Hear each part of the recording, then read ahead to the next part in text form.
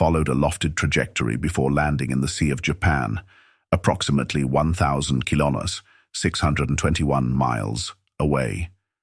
This marks the fifth long-range missile launched by North Korea in 2023, with the latest launch occurring a day after the firing of a short-range weapon covering a distance of 570 kilometers before splashing down. In response to these events, the North Korean Defense Ministry condemned Washington's deployment of forces in the region.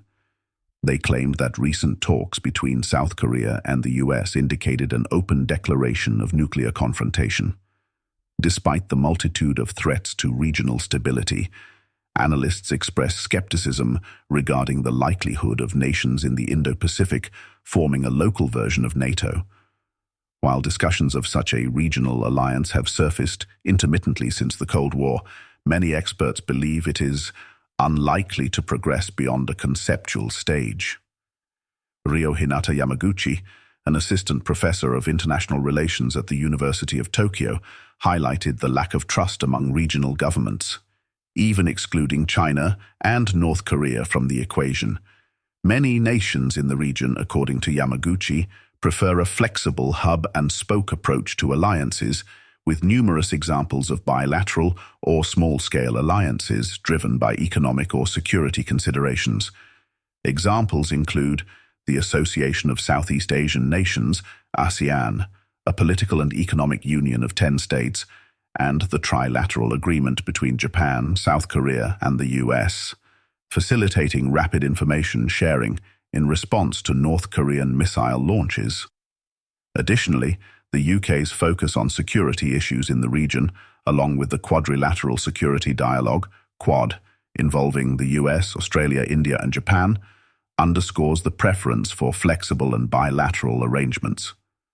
Notably, Japan recently signed an agreement to provide coastal patrol craft to Malaysia and the Philippines, both nations engaged in disputes with Beijing over control in the South China Sea.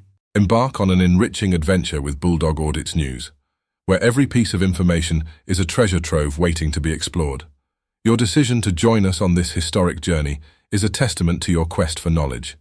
To amplify your engagement, ensure you never miss a beat by subscribing to our channel. By doing so, you not only stay updated with the latest insights, but also become an integral part of our community. The more, the merrier. Spread the excitement further by expressing your appreciation. Hit the like button and share this valuable content across your social media landscape. Let's create waves of awareness and curiosity together.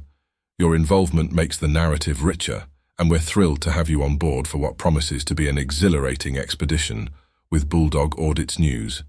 If you have any information you'd like to share with the community, please feel free to do so in the comments below. Hinata Yamaguchi highlighted that at present, there is little likelihood of the diverse nations in the region overcoming their political differences to form a bloc of comparable power to NATO. However, Stephen Nye, a professor of international relations at Tokyo's International Christian University, added a caveat, suggesting that China's actions would play a crucial role in determining the outcome.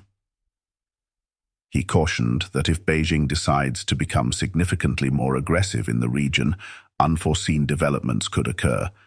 As things stand, China appears to be employing both incentives and deterrents to gain favor with regional governments. Chinese President Xi Jinping engaged in talks with his Vietnamese counterpart, Vi Van Phong, from December 12th, despite ongoing disputes between the two nations over islands in the South China Sea. According to Nye, many countries in the region find themselves delicately positioned between China and the US. Rather than aligning with either major power, these nations prefer to build multipolar alliances. Nye observed a trend towards multilateralism over unilateral alliances, with small groups of 3 or 4 nations cooperating on specific, narrow issues. However, some experts, like Yui Shimada, a professor of politics and international relations at Fukui Prefectural University, expressed support for the idea of an Indo-Pacific alliance similar to NATO. Shimada acknowledges the difficulty in creating and operating such a security mechanism, but believes it would have the backing of many smaller states in the region. He sees the Quad as the foundation of a regional alliance and hopes that it will welcome more nations as partners in the future. The geopolitical implications of NATO's involvement are profound, raising questions about the alliance's expanding role and the shifting dynamics of power in the Indo-Pacific region. How this move will impact NATO's relations with China remains uncertain.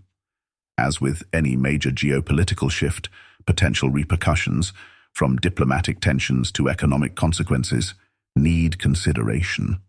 The decision by NATO to send warships to the South China Sea prompts critical questions that will be explored in subsequent discussions.